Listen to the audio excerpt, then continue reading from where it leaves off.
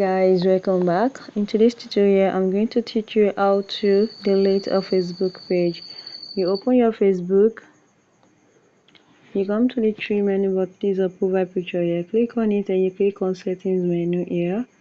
Then you scroll down here to access and control. When you click on access and control, then you click on the activation and deletion. So you can deactivate your page for temporary and you can delete your page for permanent.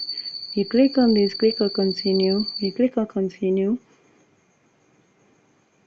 it's going to ask you to enter your password. Once you put your password here, just click on continue and you have delete your page permanently. You go back, you have deactivate it. If you want to delete your page, repeat the same process for it. Just click on continue. When you click on continue, then your Facebook page will be deleted permanently. If you found this video helpful, click the like button, share and comment.